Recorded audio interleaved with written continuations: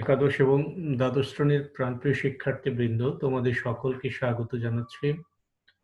আমি জয়তশীল, সহকারী অধ্যাপক, বান্দরবান ক্যান্টনমেন্ট পাবলিক স্কুল ও কলেজ। প্রাণপ্রিয় শিক্ষার্থীবৃন্দ, আজকে আমি তোমাদেরকে জীববিজ্ঞান বিষয় প্রথম পত্রের অধ্যায় ৩ সেল কেমিস্ট্রি থেকে অ্যামাইনো অ্যাসিড বা অ্যামিনো অ্যাসিড এই বিষয়টা নিয়ে আলোচনা করব, পড়াবো। আমি আশা করব তোমরা এই লেসনগুলো মনোযোগ সহকারে শুনবে এবং অবশ্যই তোমাদের যে হোয়াটসঅ্যাপ চ্যানেলে আছে সেখান থেকে তোমরা এগুলো দেখে নেবে। একাদশ শ্রেণীর শিক্ষার্থীদের জন্য এটা 35তম এবং দ্বাদশ শ্রেণীর শিক্ষার্থীদের জন্য 97তম লেকচার। লক্ষ্য করো কি বলছি, স্লাইডের দিকে খেয়াল করো। Amino acid. অ্যামিনো অ্যাসিড হলো অর্গানিক মলিকিউল, জৈব অণু, যা প্রোটিনের গাঠনিক উপাদান হিসেবে কাজ করে।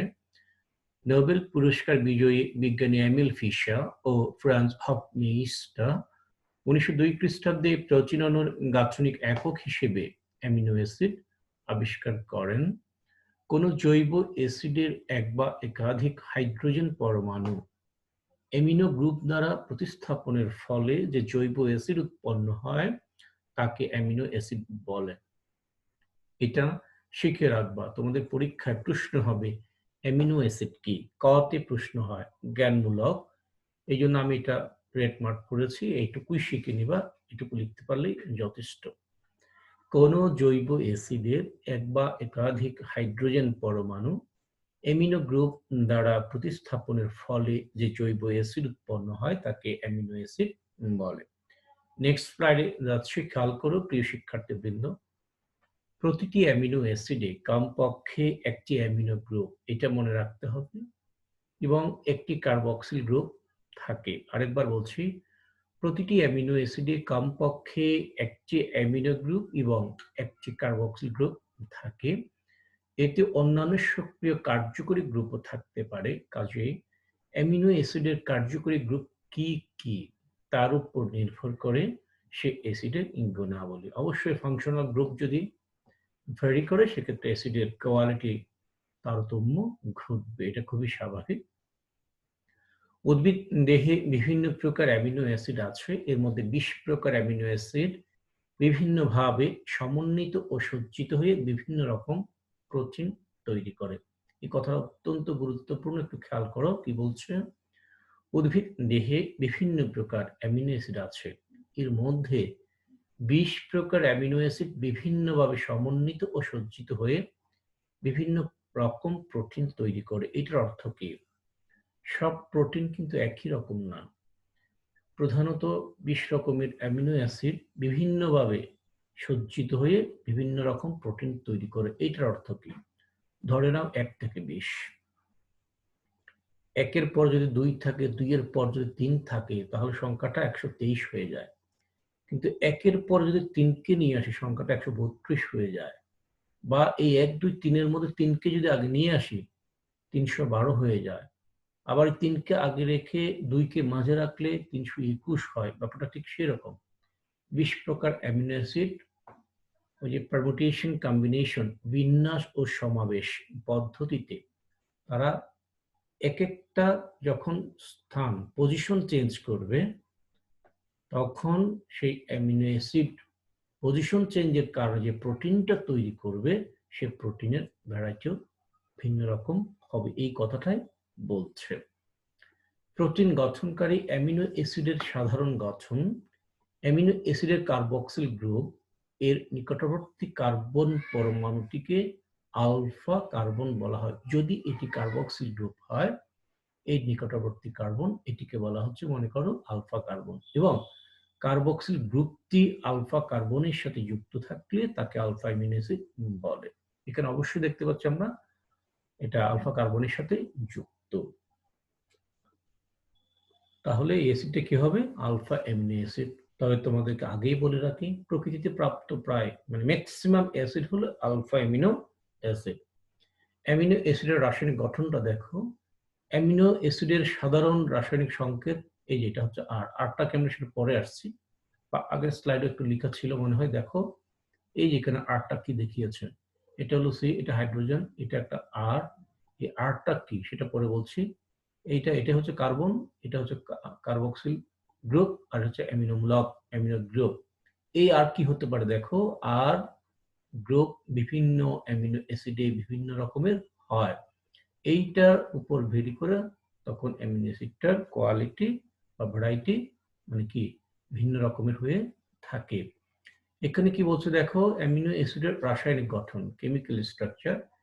অ্যামিনো অ্যাসিডের সাধারণ রাসায়নিক সংকেত এই যে আর, এই যে আর গ্রুপের আর, সিএইচ এটা অ্যামিনো মূলকের NH2, আর হচ্ছে কার্বক্সিল মূলকের COOH, এটা হাইড্রোজেন, এটা কার্বন।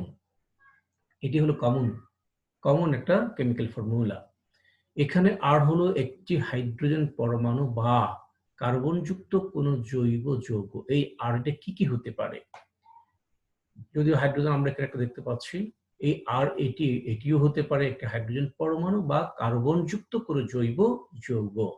এই আর গ্রুপটা অ্যামিনো অ্যাসিডে অন্তত একটি অ্যামিনো গ্রুপ, মানে অ্যামিনো গ্রুপটা কমপক্ষে একটি অ্যামিনো গ্রুপ থাকবে, একটি কার্বক্সিল গ্রুপ এবং একটি পার্শ্ব শিকল। এই যেটি হচ্ছে পার্শ্ব শিকল আর গ্রুপটা, এই যেটা আর গ্রুপ থাকে। তবে এটা হচ্ছে ব্যতিক্রম, তবে কোনো ক্ষেত্রে বা কোনো অ্যামিনো অ্যাসিডে দুটি অ্যামিনো গ্রুপ কিংবা দুটি কার্বক্সিল গ্রুপ, খেয়াল করো কিংবা বলেছে, দুটি অ্যামিনো গ্রুপ কিংবা দুটি কার্বক্সিল গ্রুপ কিংবা সালফার থাকতে পারে। তবে প্রথমে যে কথাটা বলেছি, অন্তত অ্যামিনো অ্যাসিডে অন্তত নিদেনপক্ষে মিনিমাম একটি অ্যামিনো গ্রুপ, এই যে অ্যামিনো গ্রুপ, একটি কার্বক্সিল গ্রুপ, এই যে কার্বক্সিল গ্রুপ, এই যে কার্বক্সিল গ্রুপ, এই যে অ্যামিনো গ্রুপ, একটি থাকবে। তবে ব্যতিক্রম হতে পারে, ব্যতিক্রম সেটা কিভাবে হবে? তবে কোনো অ্যামিনো অ্যাসিডে দুটি অ্যামিনো গ্রুপ কিংবা দুটি কার্বক্সিল গ্রুপ কিংবা সালফার থাকতে পারে। মনে রাখবা, প্রকৃতিতে বেশিরভাগ অ্যামিনো অ্যাসিডই হলো আলফা অ্যামিনো অ্যাসিড। আশা করি বুঝেছ। এই যে দেখো আর গ্রুপ, এখানে হাইড্রোজেন, আর গ্রুপ যখন হাইড্রোজেন তখন এই অ্যামিনো অ্যাসিডটির নাম হয়ে গেছে গ্লাইসিন। বাট দেখো শুধু এই আর গ্রুপটা চেঞ্জ হয়েছে, বাকি যে হাইড্রোজেন ঠিক আছে, কার্বক্সিল মূলক বা গ্রুপ ঠিক আছে, অ্যামিনো মূলক বা গ্রুপ ঠিক আছে। এই আর গ্রুপটি হয়ে গেছে দেখো CH3। এই CH3 হওয়াতে তখন এই অ্যামিনো অ্যাসিডটি হয়ে গেছে অ্যালানিন। এইখানে দেখো গ্লাইসিন আর এটি হলো অ্যালানিন। পরের স্লাইডে আসো। তবে কোনো অ্যামিনো অ্যাসিডের কথাটা হয়তো ডাবল হয়ে গেছে, এটা আগের স্লাইডেও আছে, এখানেও আছে, যাই হোক আমি আরেকবার করছি। তবে কোনো অ্যামিনো অ্যাসিডে দুটি অ্যামিনো গ্রুপ কিংবা দুটি কার্বক্সিল গ্রুপ কিংবা সালফার থাকতে পারে। কথাটা রিপিটেশন হয়েছে, এটা আগের স্লাইডেও আছে। প্রকৃতিতে বেশিরভাগ অ্যামিনো অ্যাসিডই আলফা অ্যামিনো অ্যাসিড। যাক, আলফা কার্বনে সংযুক্ত আর গ্রুপ, এটা তো এতক্ষণ আমি বলেছি যে আর গ্রুপ বিভিন্ন অ্যামিনো অ্যাসিডে বিভিন্ন রকম হয়। যেমন এক গ্রুপ CH2H হলে অ্যামিনো অ্যাসিড হবে সিরিন, আর group CH2 acid sulphur H হলে অ্যামিনো অ্যাসিড হবে কি সিস্টিন। CH2OH হলে সেই অ্যামিনো অ্যাসিড কি হবে সিরিন। এখানে এক একটা পড়বা না, এখানে এক একটা পড়বা না, এই এক একটা বাদ দিয়ে পড়বা।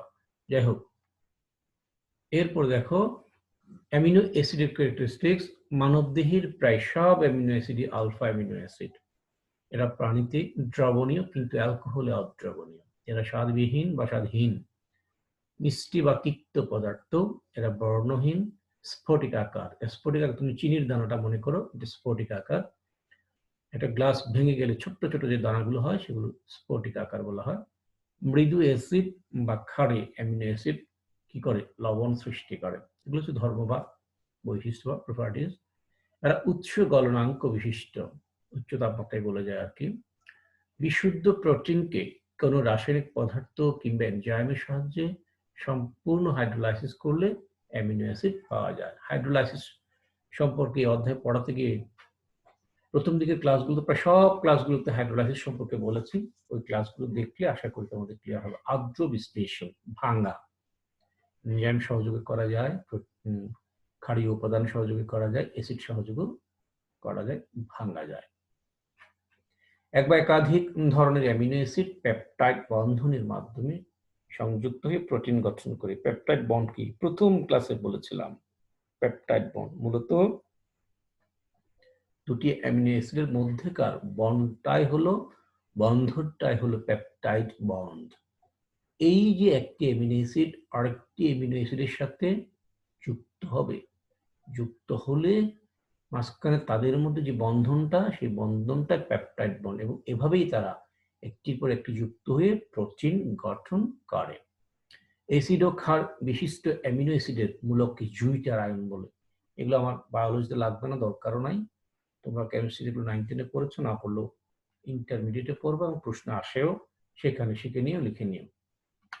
অ্যামিনো অ্যাসিডের শ্রেণী বিভাগে দেখো, উদ্ভিদ ও প্রাণীদেহ মিলে সর্বমোট 28টির মতো অ্যামিনো অ্যাসিড রয়েছে, যথা এগুলো 3টা ভাগে আমরা ভাগ করতে পারি: aliphatic amino acid, aromatic amino acid, then heterocyclic amino acid. দেখো অ্যালিফ্যাটিক অ্যামিনো অ্যাসিড কি? ওই যে পার্শ্ব শিকল আর গ্রুপ যেটি, সেই গ্রুপ যদি কি হয়, অ্যালিফ্যাটিক যৌগ হয়। অ্যামিনো অ্যাসিডের পার্শ্ব শিকল, মনে হচ্ছে স্লাইডটা অনেক বড়, লেখাগুলো মনে হচ্ছে অনেক কঠিন, আসলে না। নামটা দেখো, অ্যালিফ্যাটিক, অ্যারোমেটিক, হেটেরোসাইক্লিক। সোজা কথা, ওই যে পার্শ্ব শিকল একটা দিয়েছিলাম আর গ্রুপ যেটা, সেটা অ্যালিফ্যাটিক যৌগ হলেই সেই অ্যামিনো অ্যাসিডটিকে বলা হবে অ্যালিফ্যাটিক অ্যামিনো অ্যাসিড। আর সেটি অ্যারোমেটিক যৌগ হলে সেটিকে বলা হবে অ্যারোমেটিক অ্যামিনো অ্যাসিড।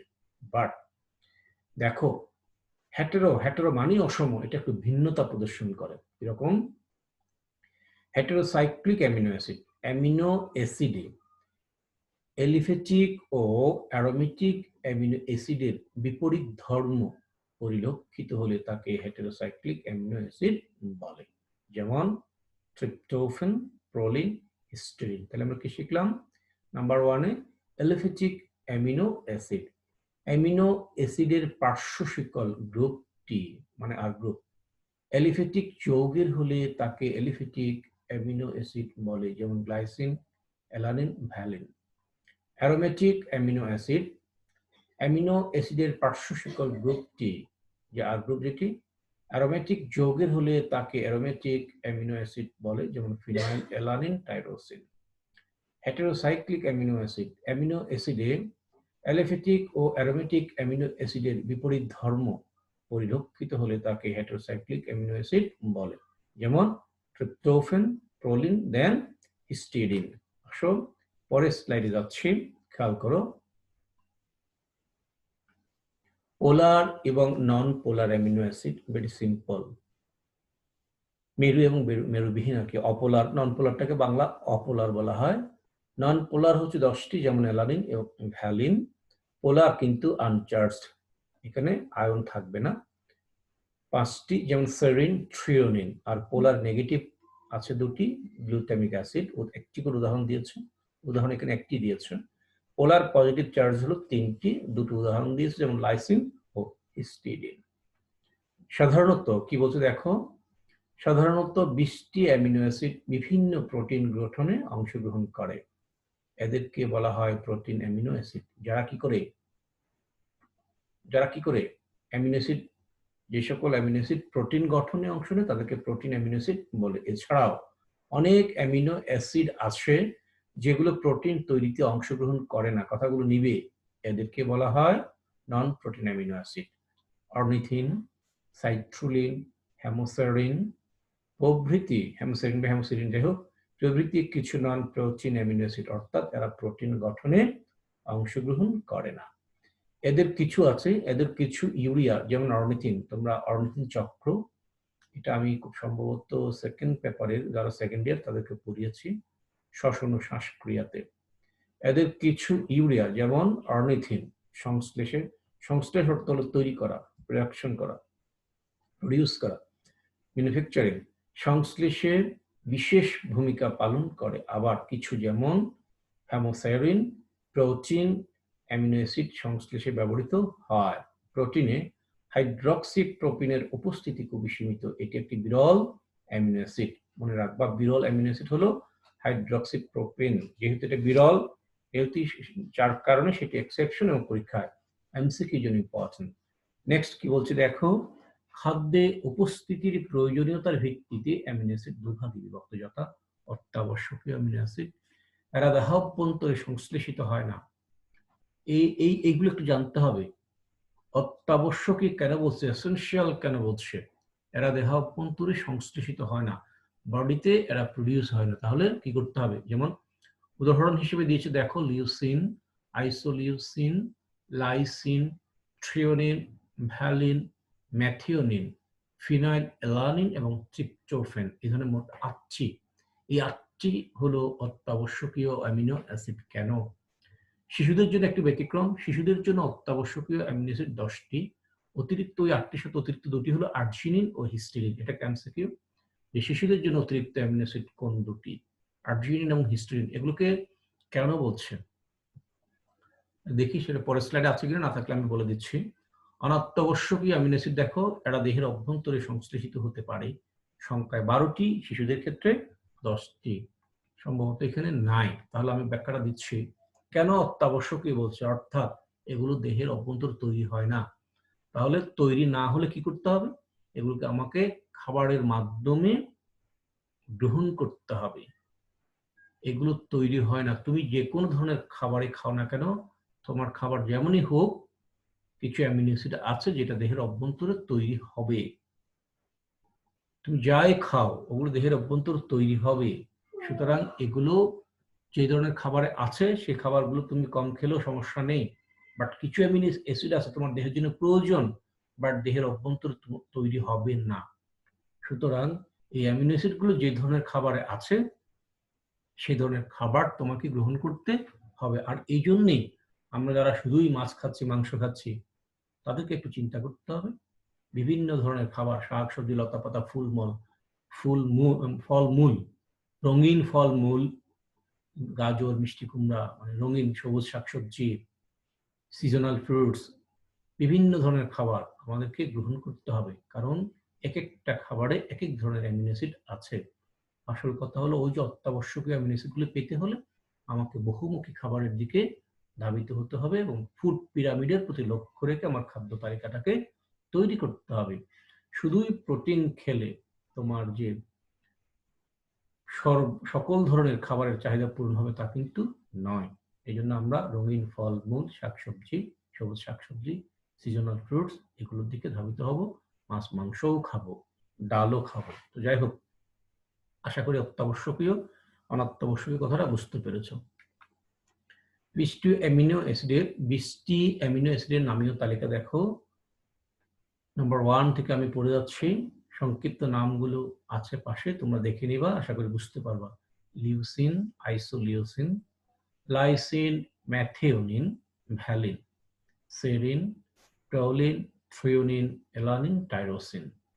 এছাড়াও আছে histidine, asparagine, cysteine, arginine, glycine, tryptophan, glutamine, glutamic acid, aspartic acid এবং ফিনাইল অ্যালানিন। হচ্ছে 20টি অ্যামিনো অ্যাসিডের তালিকা। এর মধ্যে অত্যাবশ্যকীয় কয়টা আর অনাত্যাবশ্যকীয় কয়টা আমি আগের স্লাইডে বলেছি, সেটা দেখে নিবা। অ্যামিনো অ্যাসিডের ফাংশনটা কি দেখো, কাজটা কি দেখো। প্রোটিন তৈরি তথা আমিষ সংশ্লেষণ করে। এই যে আমাদের দেহ, আমাদের যে দেহ মূলত প্রোটিন দ্বারা গঠিত। সেই প্রোটিনের সাংগঠনিক একক হচ্ছে অ্যামিনো অ্যাসিড। আর অ্যামিনো অ্যাসিডের সাধারণ সংখ্যা তো আগেই বলেছি। জীবদেহ গঠনে ভূমিকা রাখে কিছু ভিটামিন, এনজাইম, ইন্ডোল হরমোন এবং অ্যান্টিবডি সংশ্লেষণে সাহায্য করে। Vitamin, enzyme, indole hormone, antibody, এগুলো মানে ইন্টারমিডিয়েট লাইফের পড়া শেষ করো, সেন্স পেয়ে যাবা। এই প্রত্যেকটা বিষয় এক একটা চ্যাপ্টারে আছে, সেখানে আমি বিস্তারিত জানাবো। ইউরিয়া সংশ্লেষণে সাহায্য করে, দেহের রোগ প্রতিরোধ ক্ষমতা বাড়ায়, দেহে পিএইচ নিয়ন্ত্রণে সহায়তা করে, চুল ও চোখের কোরাকয়েড স্তরে বিদ্যমান মেলানিন রঞ্জক সৃষ্টিতে সহায়তা করে থাকে। ইউরিয়া সংশ্লেষিত অর্নিথিন চক্রের মাধ্যমে লিভারে এই চক্রটা হয় মূলত ইউরিন তৈরির সময়, প্রস্রাব, ইউরিন, মূত্র তৈরির সময় যকৃতে অর্নিথিন চক্রের মাধ্যমে ইউরিয়া সংশ্লেষণ হয়। এটা দেহের জন্য ক্ষতিকর, দেহ থেকে আমরা এটা বের করে দেই। ভিটামিন হচ্ছে ভাইটাল অ্যামিন, প্রয়োজনীয় উপাদান। ভিটামিনের সঠিক উচ্চারণ ভাইটামিন, নট ভিটামিন, কিন্তু আমাদের দেশে ভিটামিন হিসেবেই চলে কথাটা, আমরা ভিটামিন এই জন্য বলি। তো প্রচলিত ভুল সচরাচর ভুল হিসেবে গণ্য হয় না। কোনো একটা ভুল যদি বহুল প্রচলিত হয়ে যায় সেটাকে আমরা ভুল হিসেবে ধরে নেই না। আর এনজাইম হলো উৎসেচক, ইন্ডোল হরমোন এটা এক ধরনের হরমোন, অ্যান্টিবডি যে অ্যান্টিজেনের উপস্থিতিতে তৈরি হয় অথবা কারো কারো দেহে এটা থেকেও থাকে। এটা প্রোটিনধর্মী রাসায়নিক পদার্থ। আসো হোমওয়ার্ক দিচ্ছি, অ্যামিনো অ্যাসিডের স্তরে বিন্যাস এবং বৈশিষ্ট্য লিখো। এগুলো একবার লিখলে আশা করি তোমার বুঝতে আর কষ্ট হবে না, মনে রাখতেও আর কষ্ট হবে না, হওয়ার কথা নয়। অনেকক্ষণ কথা বললাম। তো মোটামুটি আমরা বিশেষ করে যারা ফার্স্ট ইয়ার 20-21 শিক্ষাবর্ষের শিক্ষার্থী তাদের উদ্দেশ্যে বলছি, প্রথম অধ্যায় তো পড়িয়েছি, মাঝখানে সম্ভবত দ্বিতীয় অধ্যায়টা আমি পড়াইনি। এই অধ্যায়টা তোমাদেরকে এখন পড়াচ্ছি বিকজ অফ কারণটা হলো সেকেন্ড ইয়ার যারা তাদের জন্য এই অধ্যায়টা আমি একসাথে কভার করছি, এই জন্য তোমাদেরকে আগে এই অধ্যায়টা পড়াচ্ছি। এই অধ্যায়টা শেষ হলে আরো একটা অধ্যায় আছে, দুটো ইয়ারকেই ওইটা কম্বাইনলি পড়ানোর পর আর কম্বাইনলি পড়ার সুযোগ থাকবে না, সেক্ষেত্রে দুটো ইয়ারের জন্য আমাকে আলাদা আলাদা ক্লাস নিতে হবে, তৈরি করতে হবে এবং করবো, দিব। তো এই অধ্যায়টা শেষ হওয়ার পর আরো একটা অধ্যায় আছে যেটা আমি কম্বাইনলি নিব। তোমরা 2 সেশনের শিক্ষার্থীদের কাছে অনুরোধ থাকবে তোমরা ক্লাসগুলো দেখবে। প্রথম বর্ষের শিক্ষার্থীরা ক্লাস দেখছো মোটামুটি, বাট দ্বিতীয় বর্ষের শিক্ষার্থীদের ভিউ হচ্ছে না, এটা অত্যন্ত দুঃখজনক। আমি তোমাদেরকে আহ্বান জানাচ্ছি, সেকেন্ড ইয়ার যারা 19-20 শিক্ষাবর্ষের শিক্ষার্থী তোমাদেরকে আহ্বান জানাচ্ছি, তোমরা একটু দেখবে, না হয় তোমরা বঞ্চিত হবে। আর যাই হোক, মেডিকেল ভর্তি পরীক্ষায় ভালো অ্যাটেম্প করতে পারবে না। যাক, এ পর্যায়ে রাখবো, রাখার আগে ধন্যবাদ দেব এবং সেই সাথে বলবো সবাই ভালো থাকবে, সুস্থ থাকবে, বাসায় থাকবে। Stay safe, stay strong, stay at home. Read more and more, time will be yours. Best of luck. Thank you very much.